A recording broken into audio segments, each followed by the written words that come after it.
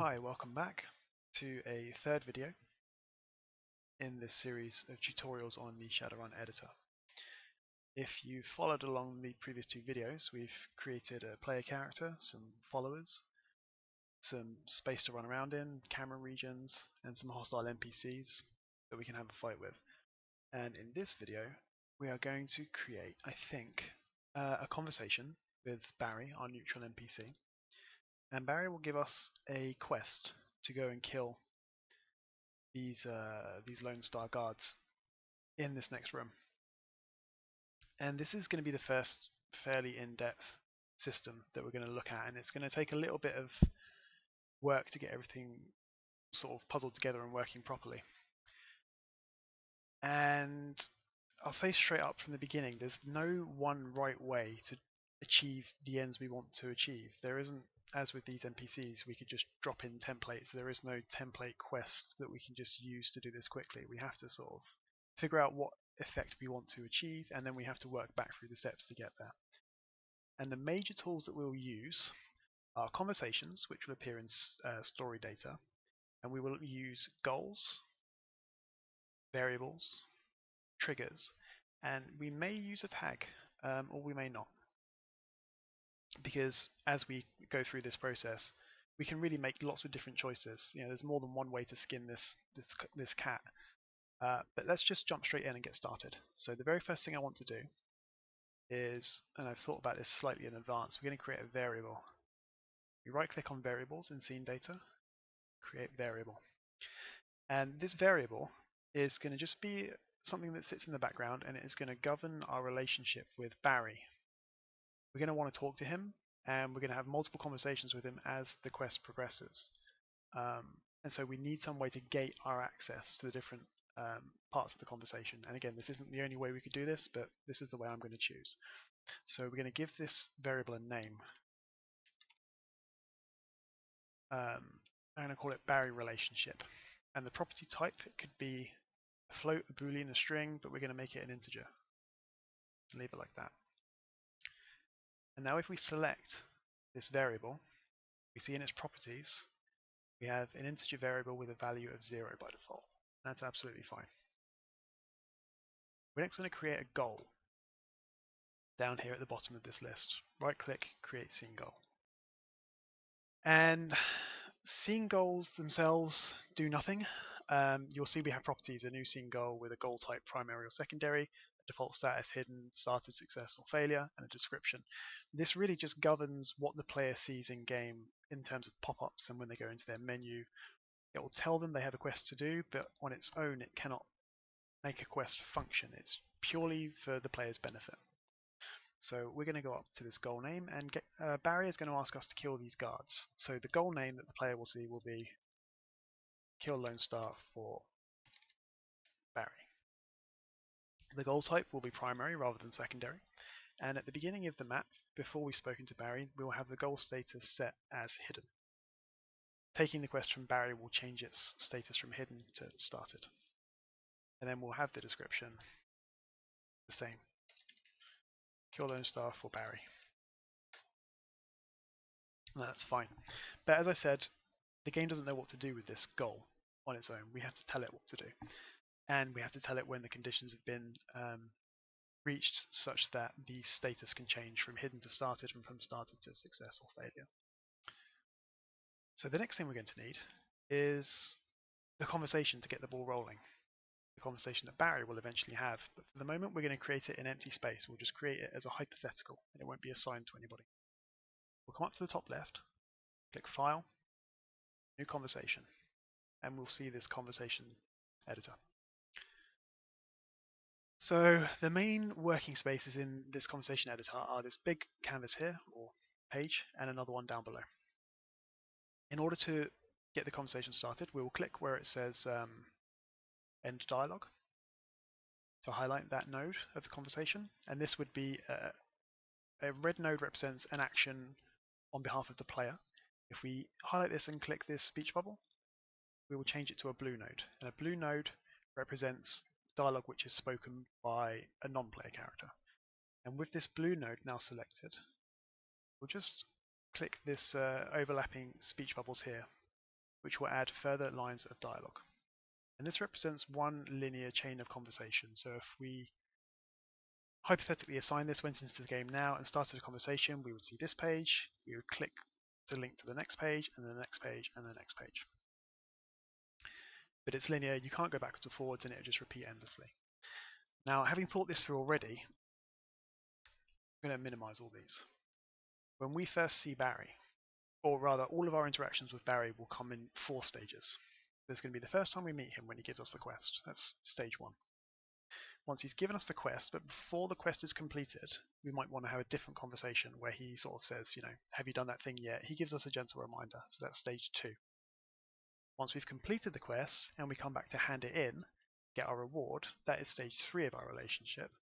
And then once that reward has been granted and the whole quest chain is over, we want him to say something different. Like every time we talk to him in future, he will say, I haven't forgotten what you did for me that one time. Thanks very much. And that would be stage 4. So we want to have 4 discrete lines of communication with him. So going from the root here of this conversation editor, I'm going to add in 4 possible branches. That's 1, that's 2, 1, 2, 3, and that's 4. And then for each of those, I will go in and add in a new line of dialogue. So the root of the conversation is its parent object, and then it can go down 4 possible paths depending on what's going on in the world. I'm going to add some continuations onto these guys here, like so. So the control or the gating system that controls which of these branches we can access is going to be governed by this Barry relationship variable. So at the very beginning of the map, our relationship variable with Barry will be set to 0 by default. So let's have this first chain of dialogue, this first branch of dialogue, a precondition of access on this chain here. We will say prerequisites for selecting this link, click the green cross, where it says no condition, right click, and we will say compare integer. And where it says 0, if 0 is equal to 0, we will say if 0 becomes scene variable Barry relationship is equal to 0, then we can come down this branch of dialogue. And then Barry will introduce himself to us. And each of these blue lines, with it selected, we can then come down to the dialogue window and put in some text. Hi, I'm Barry, he's going to say. And in the next page of dialogue, he's going to say, those jerks down the hall are driving me crazy. I'll give you $50 to sort them out for me. And then for this final node, this conversation will be assigned to Barry, so he will be the speaker, these nodes. For this final node, we're going to want somebody else to butt in, somebody from our party. And they're going to say something like, and we don't know who that character could be yet, but it's fine. But our party member is going to say something like, I don't know about this. What do you think? And I think it would be kind of cool if the character that says this, whoever it happens to be, could reference our player character and mention them by name. And that happens fairly often, you'll know, in Shadowrun. And that's accomplished through a system called text expansion. And we can have text expansions that recognize a particular character's name, their gender, their race. They can use honorifics like sir or mom. They can talk about, I think, a third party as being him or her, depending on the context. And we do this. We'll put this in our character's name right here. I don't know about this, and then they'll say our name. So we'll leave a space. And the text expansion for names is $, open parenthesis, the letter L for listener, that is the target of this statement, period, name, close parenthesis. And then when this line is generated, this text expansion will reference player character 0, the player character, find out what their name is, and insert it in this space. I think for race it would be L period race, and there are others, but I'll put a link below this for the wiki. If we replace the letter L with the letter S here. That would then reference the speaker's name or the speaker's race or the speaker's gender. And we could use that if we wanted them to say their own name or something like that. But listener will be fine. So somebody is going to come into this conversation at that point and say, gee, I don't know about this. And then we need to have something we can say to it. So with this final node of dialogue selected, we'll click the speech bubble with the green cross and we'll get a red option there. And we're going to want two of them. And these are player choices. So one of them could be no thanks, and the other one would be yeah, sure thing. And if we say no thanks, we don't want to change anything. We want the player to kind of be forced to take this quest at some point or another. So if they say no thanks, the dialogue ends, and the next time they talk to Barry, the relationship variable will still be 0, so they'll go through this line of dialogue once more. But if they accept the quest, obviously we don't want to have this introductory speech again, and we also want to enable the quest insofar as it exists. So when this line of dialogue is chosen, yeah, sure thing, actions when this link is chosen, under conditions and actions, we'll click the green cross a couple of times, maybe 3 times, and the first effect will be under, is it system? It might be under gameplay. We're looking for set goal status. I can never find these options when I want them.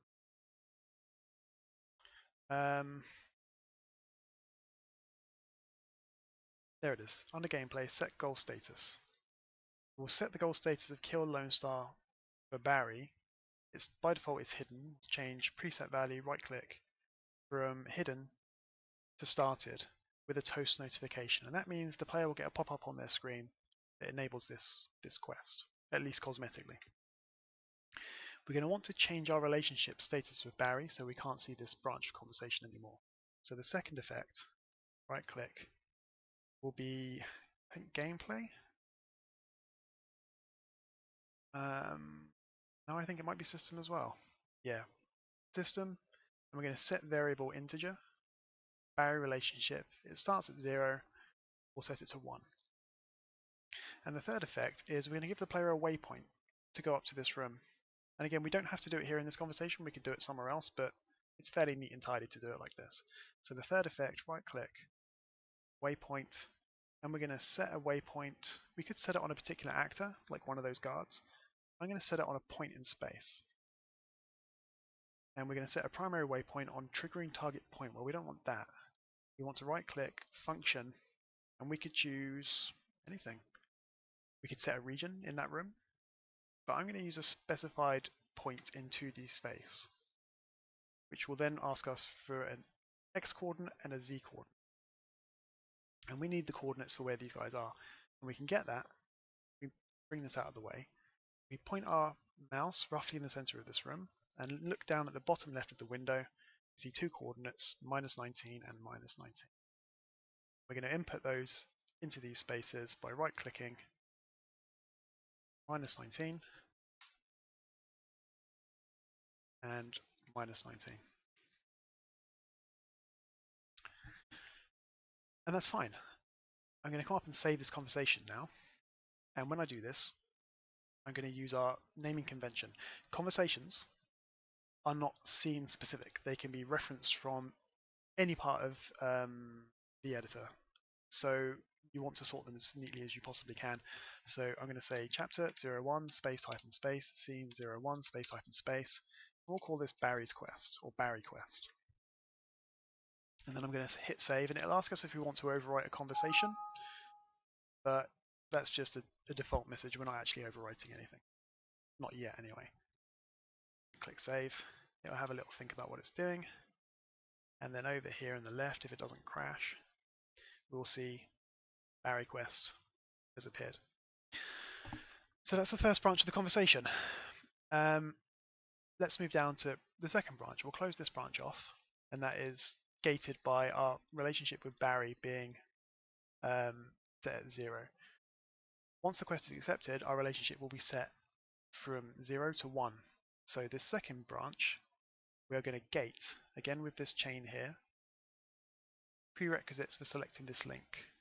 We'll add a condition, comparison integer, and if scene variable Barry relationship is equal to 1, this branch of dialog will be open. And this is going to be the bit of dialogue when we've taken the quest but we haven't completed it yet. And if we go back and talk to Barry, he's going to be like, hey guy, have you done that thing for me? So we're just going to come down to this first blue line of dialogue, and he's going to say, hey buddy, have you done that thing yet? And we don't need any more than that. Get rid of that. And we'll hit save. So there is a condition for coming through this branch. We've established that, and he's got a line of dialogue. That's fine, we don't need to do any more. The third branch of the conversation will take place once we've killed the guards and we're ready to hand this quest in and we want to get our reward. And so it will be gated by our relationship with Barry, prerequisites for selecting this link, and we will say comparison integer Barry relationship is equal to 2. Sorry, forgive me.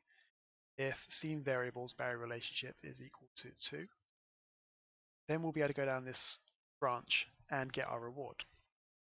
But we haven't yet established the conditions that would change our relationship from that variable from 1 to 2. Taking in the quest takes it from 0 to 1, but we can't do that through the conversation for the next step. So we're going to save, and we're going to close this conversation dialog. So now we need to actually find some way for the game to recognize that we've done what the quest asks us to do, and then increment the relationship variable. And there are a lot of different ways we can do this, and there are a lot of ways we can do it wrong. But what we're going to need first of all is a trigger. I'm going to come over here to scene data, right click, create trigger. And I'm going to give this trigger a name, and it will also be called Barry Quest. Everything under scene data is scene specific, and I'm not too worried about giving them neat and tidy names because they're not going to be, they won't clutter up our whole editor, they'll only clutter up this scene, and that's fine. And once we've got this quest selected, in its properties we have 4 sort of conditions: when, if, do, and otherwise. So what do we want to do ultimately? We want to set our relationship status with Barry to 2. So we're going to set variable integer Barry relationship to 2. We're going to want probably to clear the waypoint that took us to this room, since this is all going to fire once they're all dead. So we're going to go down to waypoints, add a condition, clear all waypoints. And maybe we want to set the goal status. Do we want to set the goal status? Of course, now I actually can't find set goal status again. We had this problem a minute ago. There it is, under gameplay. Set goal status of kill Lone Star to success. We may want to leave that until we actually got the reward from Barry, but I don't think it's strictly necessary. I think that's a cosmetic issue more than anything else. The player should know enough once they've fulfilled the objectives to run back to Barry and get a reward, or get some recognition. So that's the result, but now how do we provoke it? Well, we're going to use a couple of when and if statements. So we'll create a couple of those. And the when statement could be, well, there's a few of them. We could say, we could limit the combat to a particular region. And then when the combat is ended, the player will leave the region and the game will check the condition of the NPCs. We could have combat exited. We could have acted death.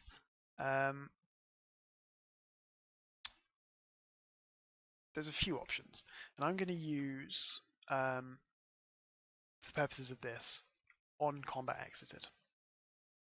So when any team has exited combat, this trigger will be checked for a certain if condition.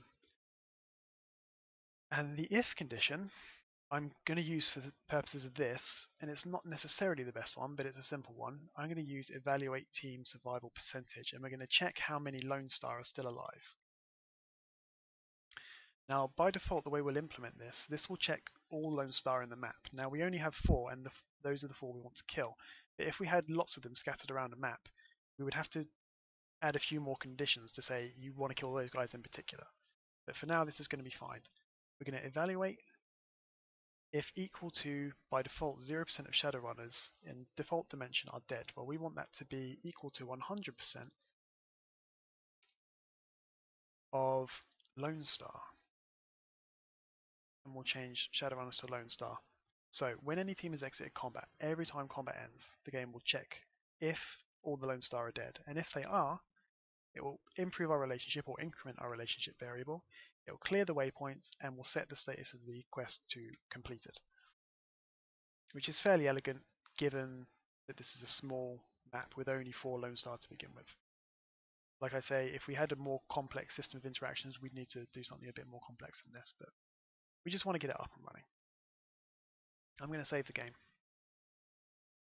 Now let's go back to our conversation with Barry. So we've got branch 0, we've got branch 1. Once the quest is, we fulfilled the conditions, we're going to get branch 2. Branch 2 will be activated, and Barry's going to give us a reward. So we've got the precondition. Barry relationship is equal to 2. So Barry's going to recognize that we've killed the guards. He's going to say, "Hey man, hey buddy," because it could be a girl. "Hey buddy, you really saved my ass. Saved my ass." And then we're going to get our reward, and we're going to have the option to talk him up into giving us a better reward than we would normally get. So with this final node selected, we're going to add in with the speech bubble and the green cross 2 player responses. The first one will be, we said $50, right? And when this link is chosen, down here in conditions and actions, the actions for the link, we will say gameplay. Well, no, we said $50, and then Barry will come back and say, he said, "Yeah man, here's your money. Here's your money." And then when he says that, we'll add an effect.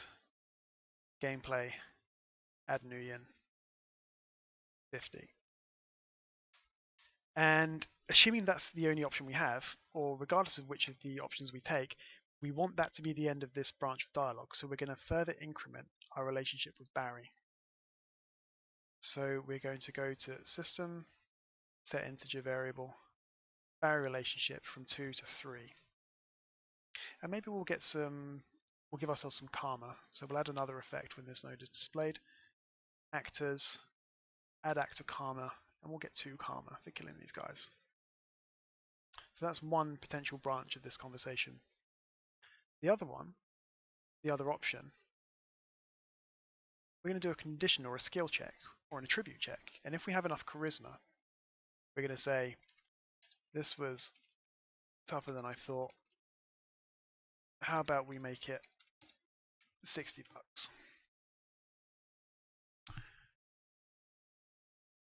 And then if you can get through that, we'll add another response from Barry. "Oh, all right. Here's 60.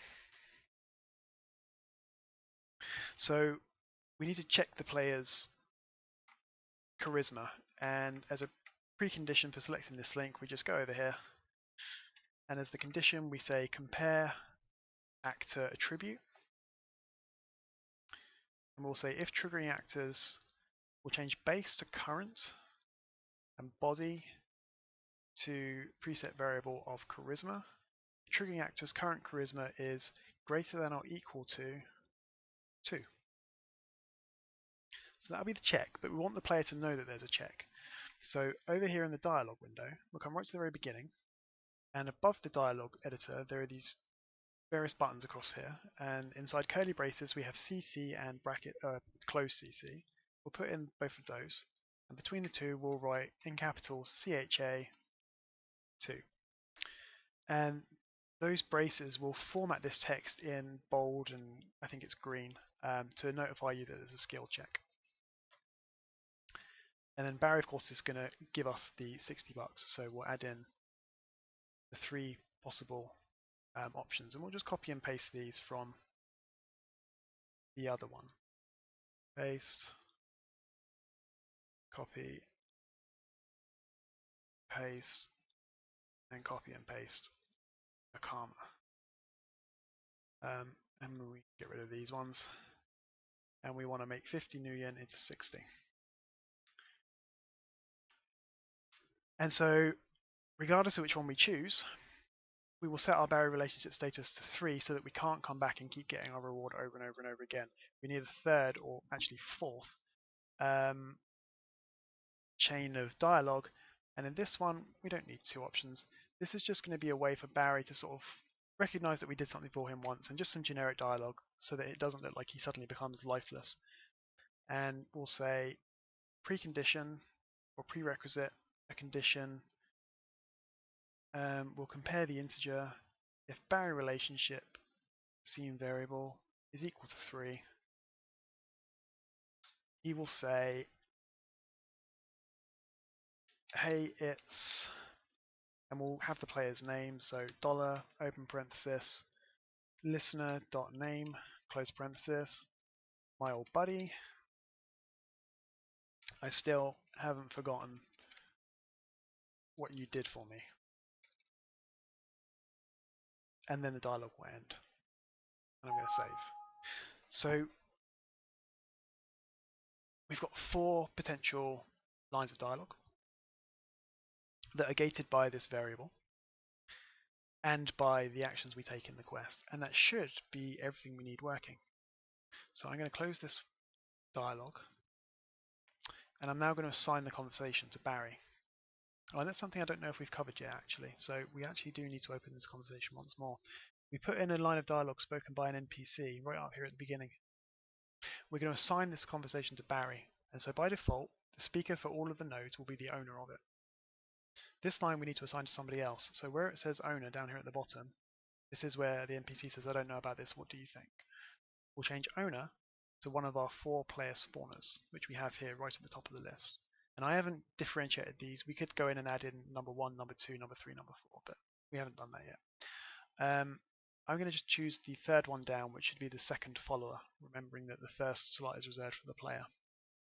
And so whoever ends up being our actor will come in and say this line of dialogue, and that can change depending on who it is.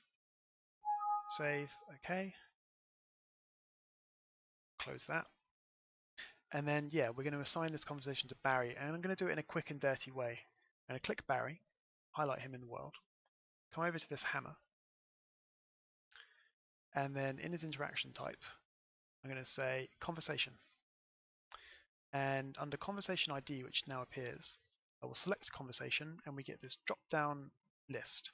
Right at the bottom, we'll see chapter 01, scene 01, Barry quest. And we'll give him an icon, conversation.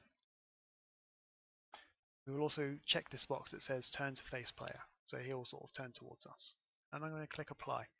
Now we could assign this conversation by triggers, by events, which is probably a little bit cleaner, because by doing it the way we've just done it, by default Barry will always have this conversation in this map. And every time we came back to this map, I think it would sort of reset the relationship from start. Now, as we're making what I'm thinking of being hypothetically a discrete mission separate from a hub, we'd only come here once, we'd do the quest, and then we'd leave and we'd never come back, so that's not a problem. If we were making a hub type map, which we return to again and again, we might want to do something different, but we'll talk about that later. I'm going to save, and I'm going to test the scene. We are going to have a higher main character with 10,000 new yen, click OK, and I'm just going to hit test scene again to make sure it actually does load. And then we're going to jump in game and we're going to go through this quest process.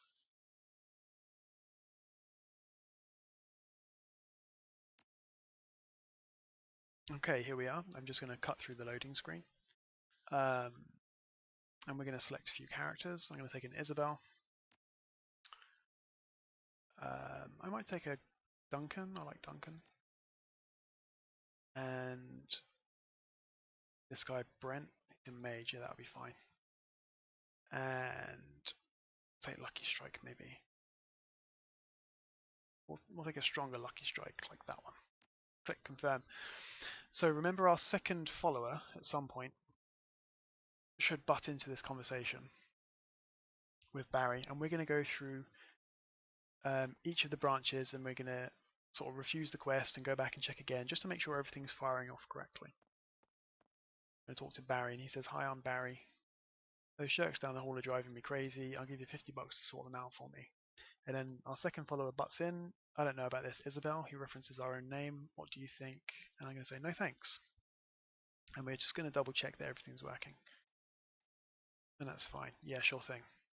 We get the objective added and the waypoint, which points us up to this room here. We open our menu, got the objective there, and close that. Let's go and kill these guys. Well, we've taken the quest, so now let's talk to Barry once more, and he should remind us. "Hey buddy, have you done that thing yet?" Fantastic. Open the door.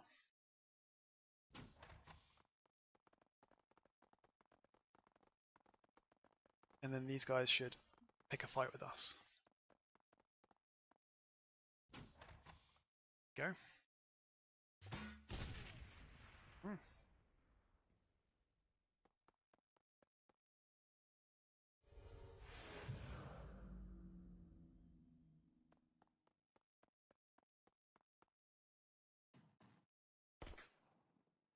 Okay. So Isabel has a grenade launcher, which should expedite matters. Yeah, that's a good start.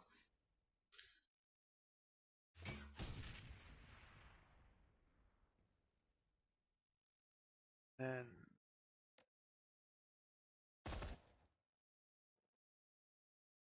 what can this person do? What have they got? Flamethrower, fantastic. Jeez, they're pretty tough.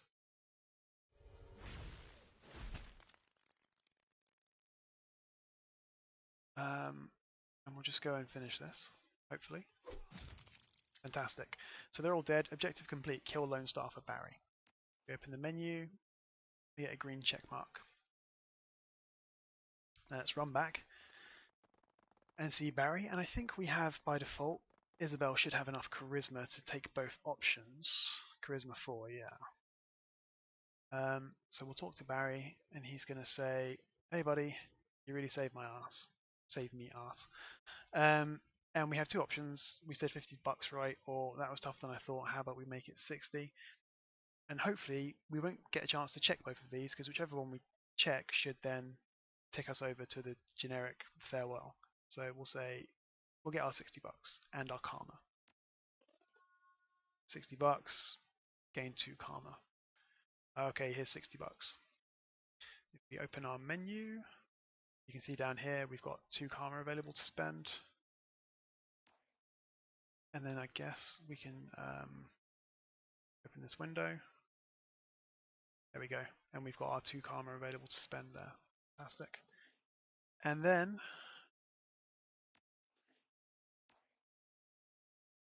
when we talk to Barry once more, "Hey, it's Isabel, my old buddy. I still haven't forgotten what you did for me," because our integer has been incremented over to 3. And that's all he'll say from now on. Unless we left this map and came back, and then it would be sort of reinitialized and start from scratch. And if we wanted that not to happen, we would use something called story variables that carry over between scenes, but that's a slightly more advanced topic. So if you followed along, and I haven't presented this, I hope, in too much of a scatterbrained way, I hope it's fairly intelligible, you should feel confident and comfortable with making conversations and quests of your own now. And they don't have to be killing people. You don't have to use the conditions we used. You can experiment with other scenarios, with collecting certain objects, or with hacking computers and things like that. These conversations are also used to make interfaces for computers, and you can even use them for making, for example, you could open a locker and find like 4 or 5 objects in there and select one that you would take, and just using the effects for when links are chosen to add objects to your inventory. In the next video, I think I will make another one. We'll step back from all this complicated triggering and quest lines and so on, and I'm just going to make this map like a couple of rooms bigger off camera. Maybe another room on this side, and maybe something through here, or maybe make this room bigger, and we're going to put some cover down and maybe some lights and some music, and we'll maybe put in some spawn points for shaman summons, and maybe a computer that we can hack into, depending on time. So I hope to see you next time. Bye for now, and thanks for watching.